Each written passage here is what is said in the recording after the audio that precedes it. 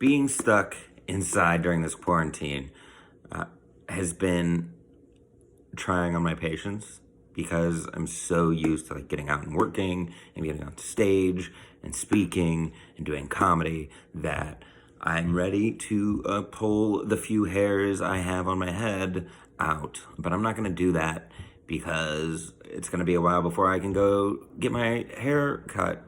And I don't want to make anything uneven, more uneven than it already is. So I've been going through some old notes, and I found this book, The Happiness Advantage. It's by Sean Achor.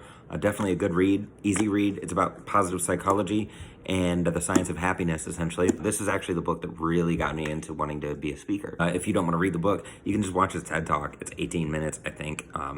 It's easy to find. It's one of the most watched TED Talks out there. But I took some notes a few years ago when I first read the book, and I figured, why not just yell into the ether and share some of what I learned in this book.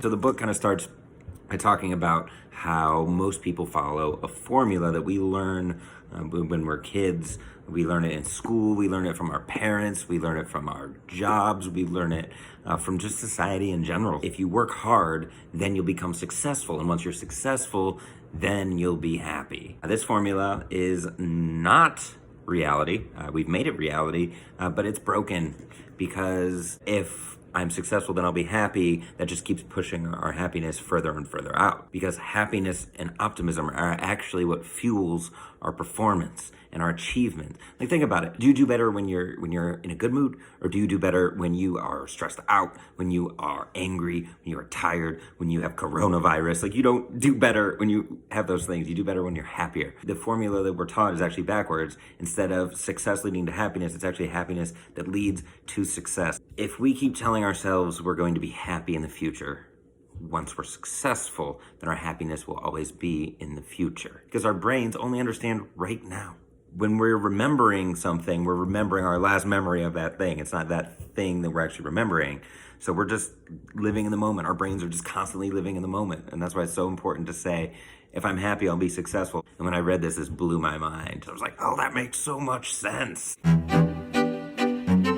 Positive psychology breaks from traditional psychology's focus on what makes people unhappy and how they can return to normal. Positive psychology focuses on what makes people thrive. Positive psychology focuses on what makes people excel. And so it essentially, Sean Achor calls it escaping the cult of the average, because typical psychology looks at the average and is like, oh, how can we get people below that curve up to that average? It doesn't look at the people that are above the curve and say, how can we take the average and raise that? That's what positive psychology does. It says, hey, we want to be up there. We want to figure out why those people are so happy and why they're so successful. How does their brain work? How does their psychology, how does their self-talk work? So that's the cool thing about positive psychology. It spoke to me, man. In a study done by positive psychologists, doctors that were put in a positive mood before making a diagnosis showed almost 3 times more intelligence and almost 3 times more creativity than doctors in a neutral state. And they made accurate diagnoses 19% faster. We don't need no coronavirus tests when we got happy doctors. Make the doctors happy, and you'll be more accurate when they diagnose you. And that's probably not the solution. Optimistic salespeople outsell their pessimistic counterparts by 56%. It's pretty good. Our brains are literally hardwired to perform at their best when they're positive, and that has to do with the dopamine and the serotonin and the oxytocin and the endorphins that are limiting the amount of stress and cortisol that limits our perspective.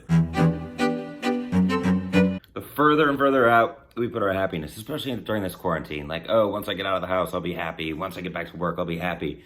Right now, you're not at work, you're not out of the house. And that saying that is gonna cost you that happiness now. You can create that now.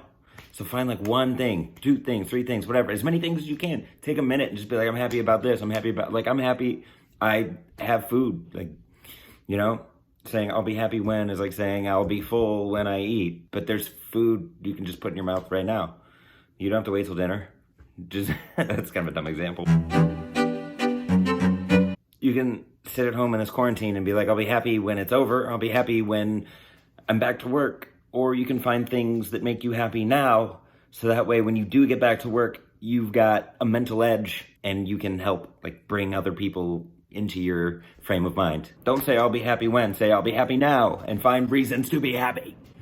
I'm yelling at you to be happy. Hopefully this helps because I've been sitting on these notes for years and I want to share what I've learned, what helps me. That's the introduction, essentially. Read the book or stay tuned because I'm gonna keep posting videos about this. If you wanna learn to be happy, like it's a muscle. If you have questions, message me. If you have comments, comment. And if you just wanna talk, please reach out. I am dying over here.